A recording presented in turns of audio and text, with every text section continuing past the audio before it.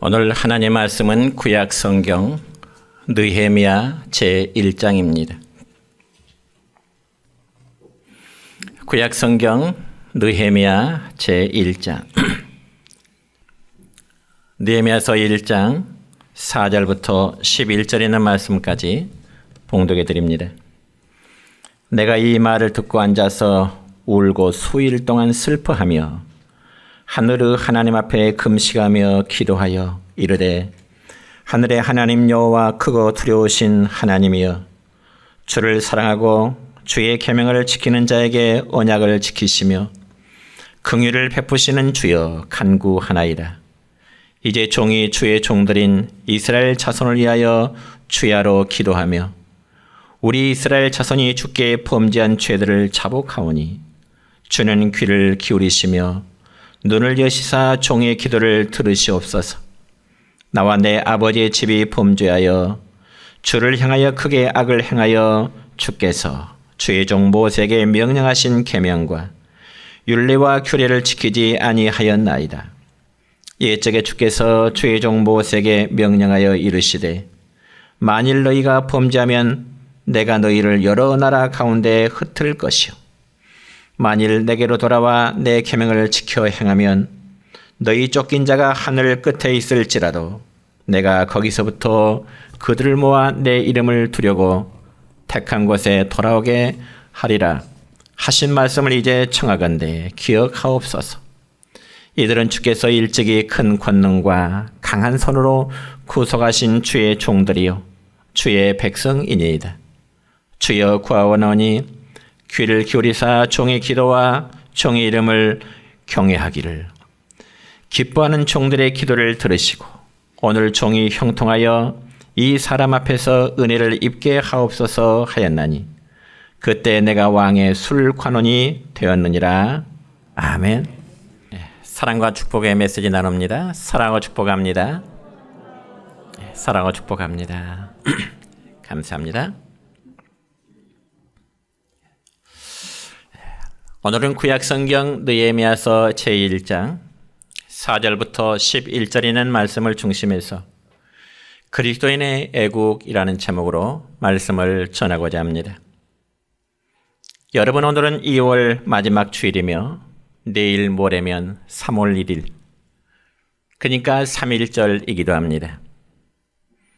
특별히 3.1절이라면 일본이 우리나라를 자기들의 나라의 강제로 합병시킨 지 9년째가 된 1919년 3월 1일 정오를 기해서 자주 독립을 선언하고 우리나라 온 민족이 총궐기에서 평화적인 시위를 전개하였던 만세 운동의 날이 바로 3.1절입니다. 그런데 3.1절 당시 우리나라 인구는 남북한 전체를 합쳐도 약 2천만이 되지 않는 작은 인구였습니다. 그래서 3.1 운동이 일어날 당시 3.1 운동을 주도적으로 이끄는 사람은 33명의 종교인들이 중심이 되었습니다. 그리고 그 33인 중에는 기독교인이 16명이었고 천도교인이 15명, 그리고 불교인이 2명이었습니다. 그렇지만 그 당시 기독교인의 숫자는 인구 2천만 명 중에 1.2%도 안 되는 약 25만 명에 불과했습니다. 그런 반면에 천도교는 200만 명에 육박했고요. 그리고 불교나 유교는 300만을 웃도는 당시에는 상당한 교세를 지니고 있었던 것입니다. 그럼에도 6개월간 계속된 만세운동으로 인해서 체포된 사람들 중에 기독교인 가운데 우리 장로교인이 2,468명으로 가장 많았고, 그리고 그 다음이 감리교인이 560명, 그 외 기타 개신교인이 320명이었습니다. 그리고 타종교인 천도교인이 2,200명, 유교인이 346명이었고, 불교인이 220명, 그리고 천주교인이 55명이었습니다. 그러니까 체포된 종교인 중에 60%는 바로 기독교인이었다는 사실입니다.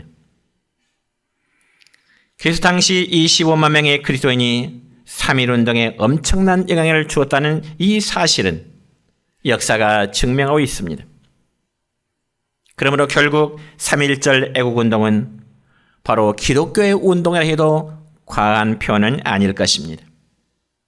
여러분, 우리 모두가 너무나 잘 아는 대표적인 유관순 열사는 당시의 선교사의 이제 전도를 받아서 예수님을 영접하고 당시 이화여고에 재학 중이던 학생이었습니다.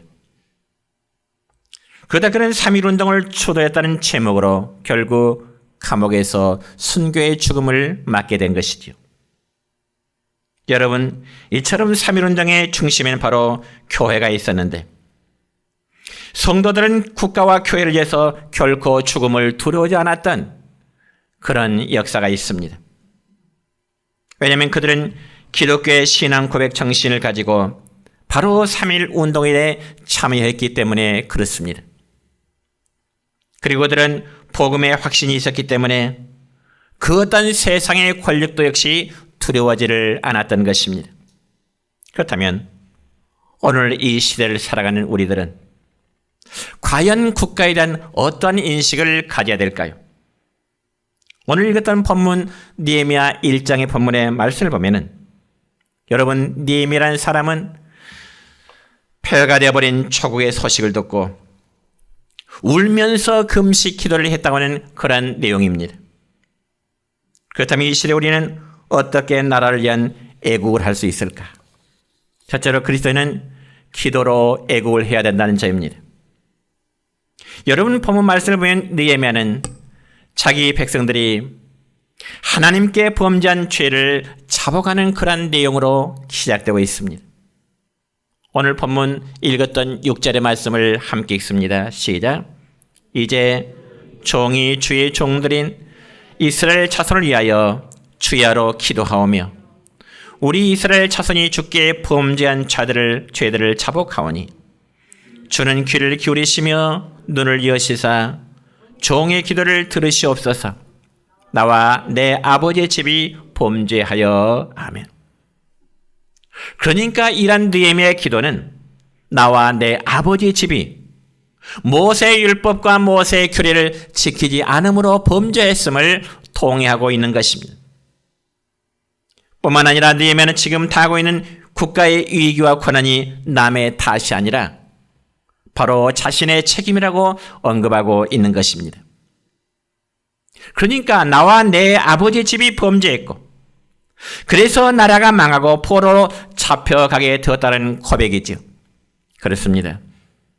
사랑하는 성도 여러분이여, 모든 죄의 해결은 남의 탓이 아닌 나로부터 그리고 우리로부터 출발해야 될 줄로 믿습니다.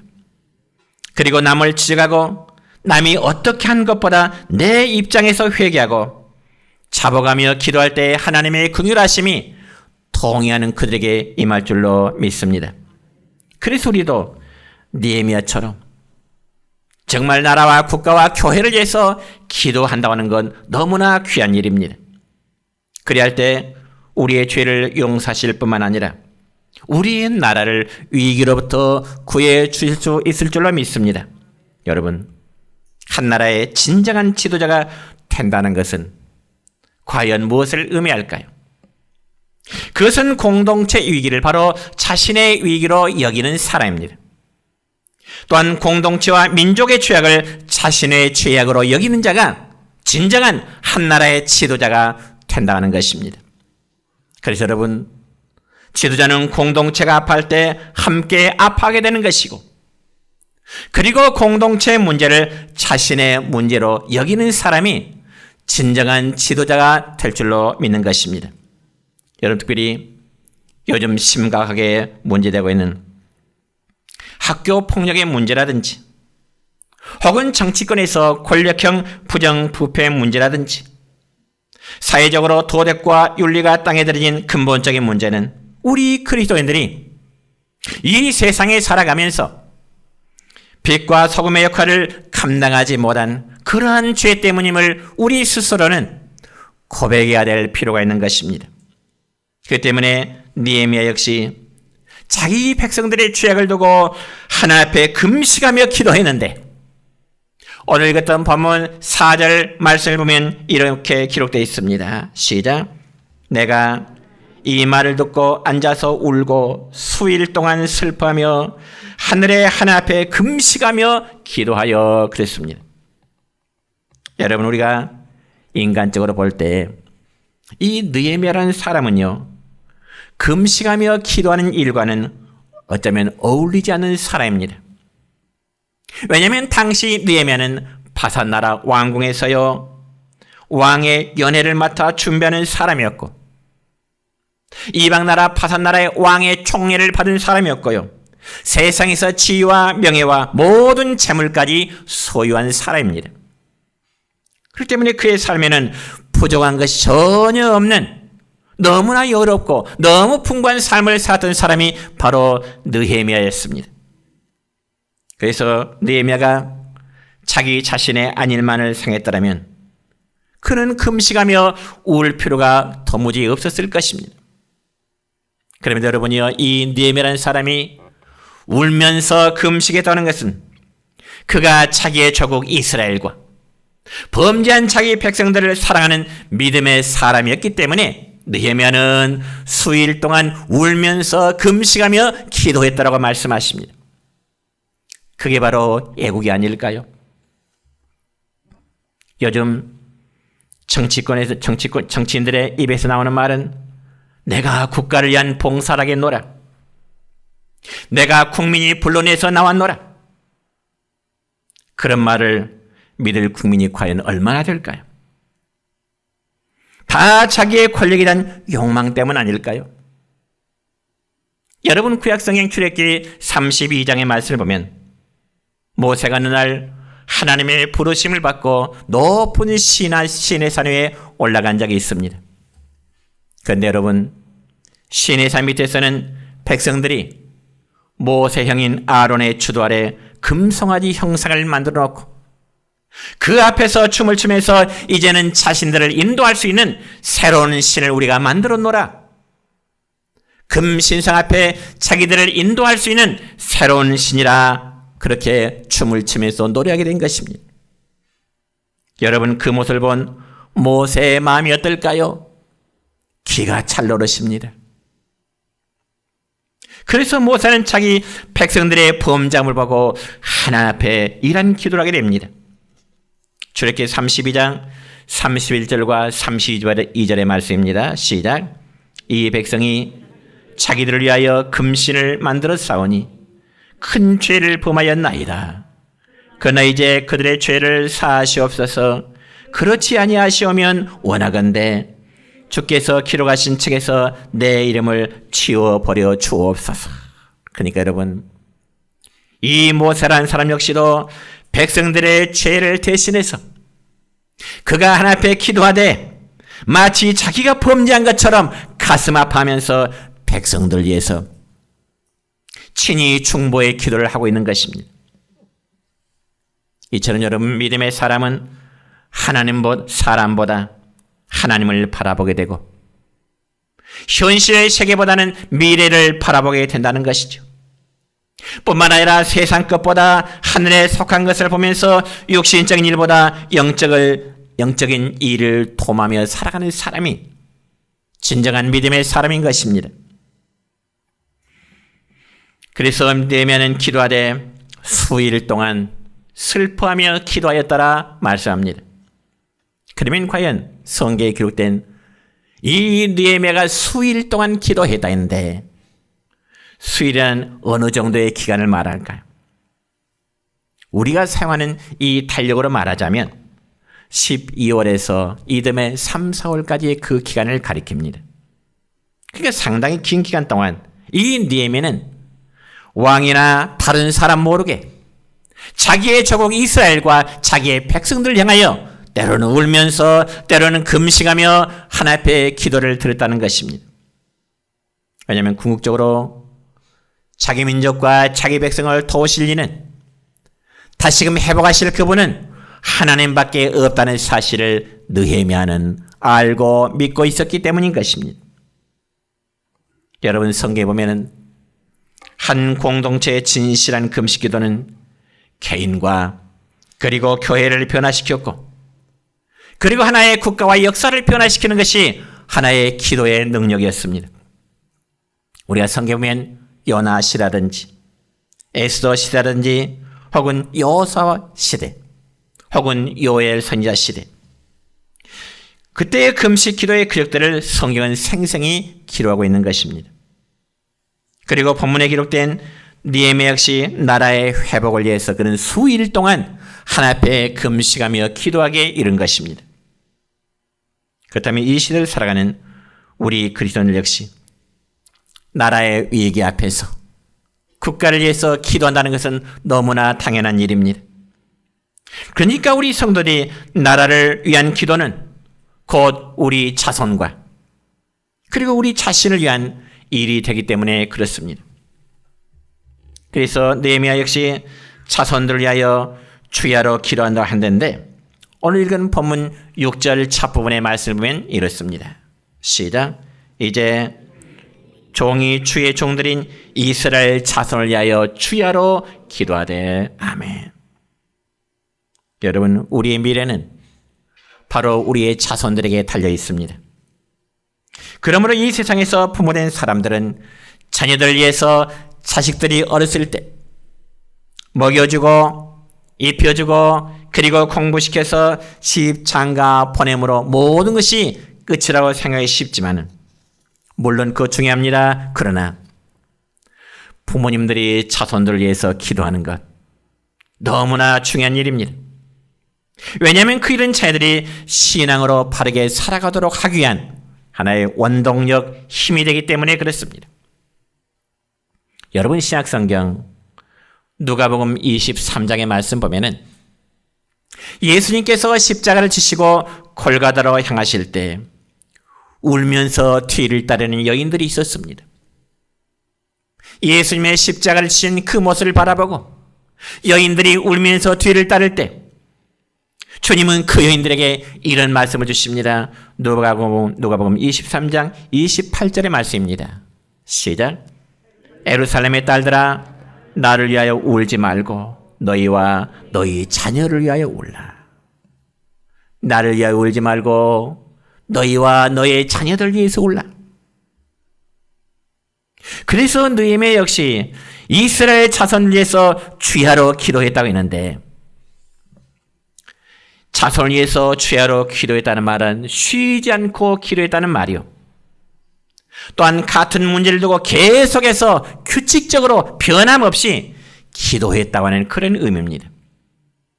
여러분, 사실 기도를 지속적으로 한다는 것 결코 쉬운 문제는 아닐 것입니다. 그럼에도 불구하고 성경은 말씀하기를 쉬지 말고 기도하라 말씀하시죠. 사무엘상 12장 23절의 말씀 보면 사무엘 선지자는 자기의 백성들을 향하여 이런 메시지를 선포하는데요. 시작. 나는 너희를 위하여 기도하기를 쉬는 죄를 여호와 앞에 결단코 범하지 아니하고 선하고 의로운 길을 너희에게 가르칠 것인즉. 아멘. 기도하기를 쉬는 죄를 범하지 않겠노라.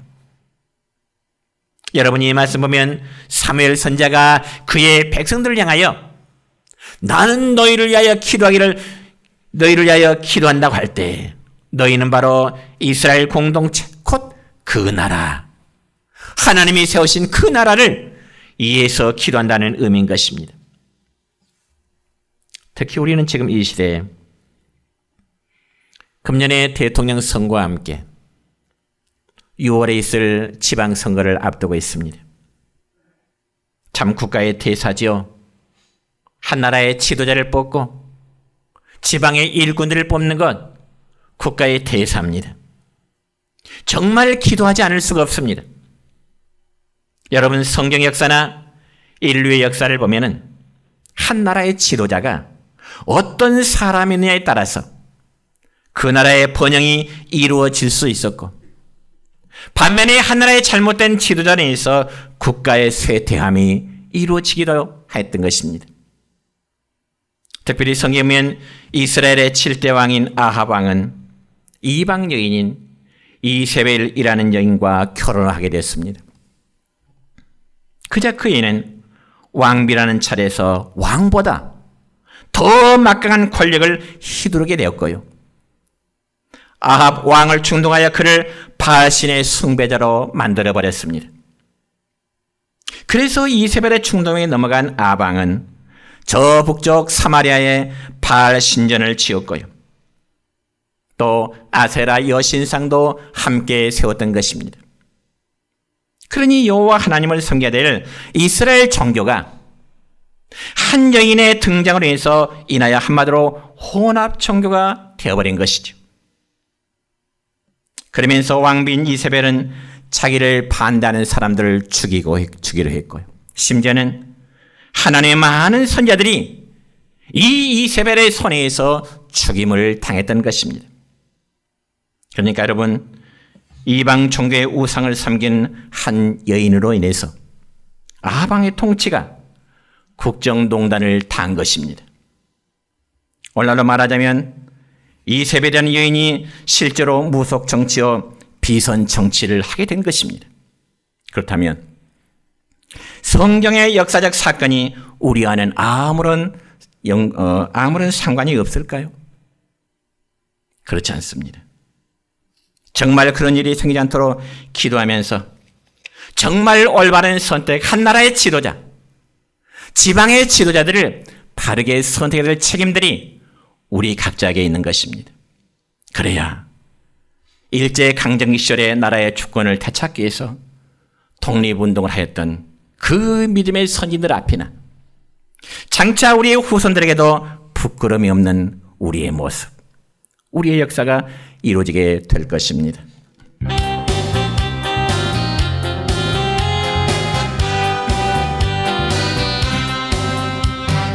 반드시 내가 너를 축복하리라. 반드시 내가 너를 들었으리라. 천지는 변해도 나의 약속은 영원히 변치 않으리. 두려워 말라. 강하고 담대하라. 낙심하며 실망치 말라. 낙심하며 실망치 말라. 실망치 말라. 내 소원이 날 속히 오리니 내게 영광 돌리리. 영광의 그날이 속히 오리니 내게 찬양하여라. 반드시 내가 너를 축복하리라. 반드시 내가 너를 들었으리라. 세상의 소망이 사라졌어도 온전히 나를 믿으라. 두려워 말라. 강하고 담대하라. 인내하며 부르짖으라. 인내하며 부르짖으라. 부르짖으라.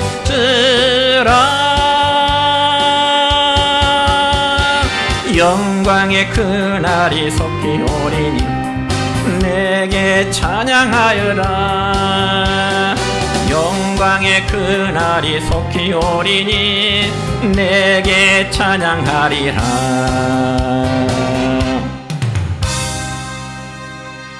두 번째로 그리스도인은 평화의 도구로 쓰임받는 그런 나라 사랑 애국을 해야 됩니다. 여러분, 우리 주님은 평화의 왕으로 이 땅에 오셨나라고 말씀하십니다. 그리고 주님은 인류의 죄를 대신하여 하나님의 진노를 다 받으심으로 하나님의 공의로심을 만족해 들으셨습니다. 그러면서 예수님은 하나님과 사람들 사이에 화목제물이 되셔서 화평케 하셨고요. 사람들 간에나 나라들 간에나 그리고 인족들 간에 화평을 이루신 분이십니다. 그것이 주님에게 우리신 평안은 나 개인만의 평안을 누리도록 하심이 아니고요. 이웃과의 평안이요, 즉 이웃과에도 서로 화목함을 이루도록 함에 있으심을 믿으시길 바랍니다. 뿐만 아니라 우리가 진정한 평화의 도구가 되기 위해서는 성도가 국가에 대한 의무도 바르게 해야 되는 것입니다. 여러분 마가복음 12장의 말씀을 보면 한 번은 바리새인이 예수님을 책잡기 위해서 예수님 앞에 나가서 이런 질문을 하게 됩니다. 선한 선생님이여, 우리가 가이사에게 세금을 내는 것이 옳습니까? 아니면 바치지 않는 것이 옳습니까? 물론 가이사라면 로마 황제라는 칭호입니다. 그러면 바리새인의 질문에 의해서 예수님은 과연 어떠한 답변을 해야 옳을까요? 바리새인의 의도대로라면 둘 중에 하나입니다. 세금을 바쳐야 한다든지 아니면 세금을 바칠 필요가 없다든지 바리새인이 요구하는 답은 예수님의 입에서 둘 중에 하나일 것입니다. 물론 그러한 바리새인의 질문에는 나름대로의 예수님의 답변에 함정을 기대하고 있는 것이죠.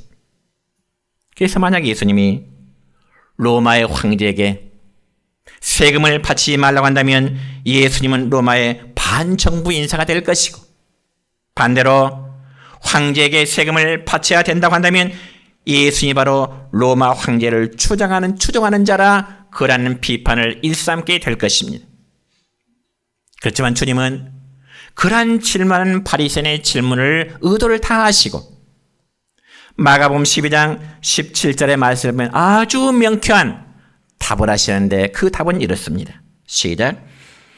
예수께서 이르시되 가이사의 것은 가이사에게, 하나님의 것은 하나님께 바치라. 아멘. 지금 여러분이 앞에 영상에 보면 당시 저 로마 화폐 속에는 가이사의 황제 그 돈의 앞뒤 모습입니다. 여러분, 내 나라, 내 정부에 대해서 국민으로서의 의무를 다하는 것은 성도들의 마땅한 본분입니다. 그리고 우리 그리스도인은 누구보다도 국민으로서의 의무를 잘 이행해야 될 줄 이해해야 되겠죠. 그래서 신약성경 로마서 13장 1절부터 2절까지의 말씀을 보면 바울 사도는 우리에게 이러한 교훈을 줍니다. 시작. 각 사람은 위에 있는 권세들에게 굴복하라. 권세는 하나님으로부터 나지 않음이 없나니 모든 권세는 다 하나님의 정하신 바라. 그러므로 권세를 거스른 자는 심판을 자취하리라. 아멘. 여러분, 하나님이 우리나라를 사랑하셔서 어떠한 지도자를 세울지라도 한번 그 사람이 하나님의 세움을 입었다면 이제 하나님이 세우신 것을 믿고 받아들이고 힘써야 되는 것입니다. 그래서 지금 모든 후보들이 지금 이 순간도 전국 각지를 돌면서 외치는 그들의 선거 유세를 보면요, 모든 국민들을 향해서 어떤 정책에 대한 공약이라기보다는 어떻게 하든지 상대방에 대한 비난, 비방을 쏟아놓고 있습니다. 국민들이 듣기 너무나 식상합니다. 여당의 후보든 야당의 후보든 정말 국민들이 듣기에 식상할 정도입니다. 그러면서 가끔씩은 국민통합이라는 아름다운 유세를 외치기도 하지만 그건 역시 국민통합 워낙 해묵은 메시지로 들을 정도밖에 아닙니다. 그럼에도 불구하고 우리 그리스도인들은 한 나라의 주체로서 평화의 도구로 쓰임받는 자가 되기를 힘써야 된다는 거죠. 가정도 그렇고요, 우리의 사회도 그렇고요, 교회와 국가도 마찬가지입니다. 가정과 사회와 교회와 국가가 화목함으로 하나 될 때 거기는 희망과 소망이 있습니다. 분열되고 나눠진 가정, 사회, 국가, 교회, 절대로 소망과 희망이 없습니다. 또한 나라를 사랑하는 자는 이기적인 마음을 버려야 애고하는 자가 될 수 있다는 점이죠. 여러분, 주님 당시 종교 지도자들은요, 예수님 당시의 종교 지도자들은요, 탐욕에 눈이 얻어서 자신만의 이익을 도모하기에 너무나 급급했던 사람들이었습니다. 실제로 신약성경 누가복음 19장의 말씀 보면 주님은 위선과 탐욕에 찌든 종교 지도자들의 모습을 보시고 우리 주님이 분노하신 적이 있습니다. 그래서 주님이 성전에 들어가서 장사하는 사람들의 상을 뒤집어 엎어버리시고요, 채찍으로 그들을 쫓아내셨습니다. 왜냐하면 그들은 누구보다도 스스로 애국자인 척 행세했지만은 그들 자신의 죄로 인해서 하나님의 심판이 이르게 되려고는 전혀 생각하지를 못했기 때문에 그렇습니다. 여러분, 저는 요즘 대통령 후보들의 토론을 좀 관심 있게 봅니다. 대통령 후보들의 토론을 관심 있게 보는데 좀 귀에 거슬리는 단어들이 있어요. 그게 무엇인가 하니 상대 후보에게 거짓을 뒤집어 쓰기 위한 말을 하면서도 마치 자신의 말이 진실인 것처럼 국민들에게 한번 물어보세요. 그걸 어떻게 물어봅니까? 마치 자기 자신은 진실한 것처럼 타 후보가 거짓말한다면서 국민들에게 물어보라는 겁니다. 그걸 어떻게 물어봐요? 국민들이 과거처럼 못 배운 사람들은 아니잖아요. 무식한 사람들은 아니잖아요. 50년대 6년대 그런 정도의 인식을 가진 분들이 아니잖아요. 그러면서 마치 자신은 위대한 애국자인 것처럼 포장하는 모습 보면은 때로는 식상해요. 성도 여러분이요, 우리 그리스도는 정말 국가와 국민을 위하여 일할 수 있는 그런 지도자를 원하고 있습니다. 그렇기 때문에 탐욕을 원하는 지도자, 올바른 정책적인 비전이 없이 비선에 놀아는 지도자를 뽑아서는 절대로 안 되는 겁니다. 만약 그렇게 될 때 나라의 운명과 국민들의 삶은 더욱더욱 힘들어질 수밖에 없습니다. 특히 지금 우리나라는 남북으로 갈라져 있고요. 지역적인 감정으로 동서로 나누어져 있고요. 정치는 소위 좌파, 우파의 색깔론이 강하게 나타나고 있고요. 이념과 사상 사분오열되어 있습니다. 남과 북이 갈라진 것도 서러운데 지역 감정의 동서가 나눠지고요. 정치로는 좌파다 우파다 이념과 사상의 대립으로 해묵은 논쟁의 선거 때마다 벌어지고 있어요.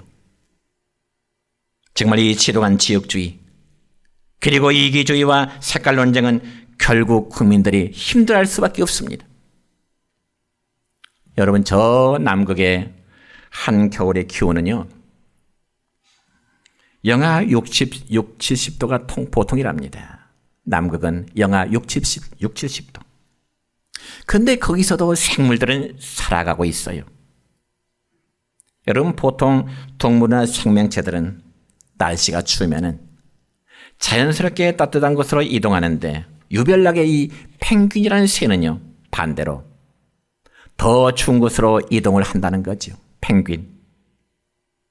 그래서 그 펭귄은 그 추운 곳에서 서로 촘촘하게 자기들끼리 몸을 맞대고 그리고 서로의 체온으로 가혹한 추위를 하나로 뭉쳐서 겨울을 지나게 된다는 거예요. 저런 동물의 세계 보니까 이 펭귄이라는 동물은요, 새는요, 한 무리일째 딱만 붙어 있잖아요. 그래서 점점 가에 있던 새가 한참 있다가 다시 안으로 들어가고 안에 있던 새가 다시 가로 나르고 빙빙 돌면서 자기들의 체온을 함께 나누고 또 상대방의 체온을 내 것으로 살아가는 그 펭귄만의 특성이 있습니다. 그것이 바로 더불어 살아가는 모습이 아닐까요? 그리고 성경이 가장 강조하는 그리스도의 삶의 정신, 바로 그 내용입니다. 마지막으로 애국하는 그리스도인들은 말씀대로 순종하면서 복음을 전하는 겁니다. 여러분, 우리가 성경에 기록된 이스라엘 역사를 보면 그들이 하나님을 사랑하고 하나님을 경외할 때 그들이 강성하고 흥하는 나라가 되었습니다. 그런 반면에 그들이 하나님을 버리고 우상을 숭배할 때 반드시 하나님은 그 백성들에게 징계의 채찍을 드셨습니다.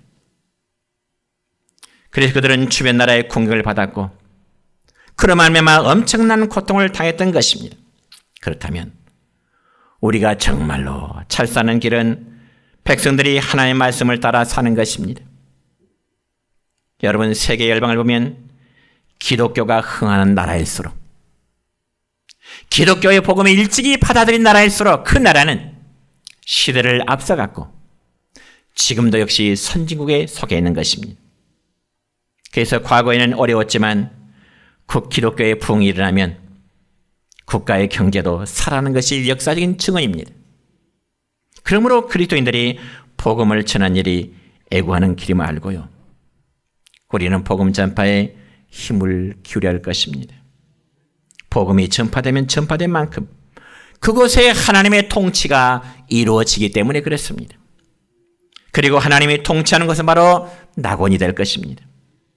오늘 우리는 우리의 나라, 대한민국의 번영과 그리고 이 땅의 교회를 통하여 하나님의 나라가 확장되기를 힘쓰는 모든 성도들 되시기를 주님의 이름으로 축원합니다.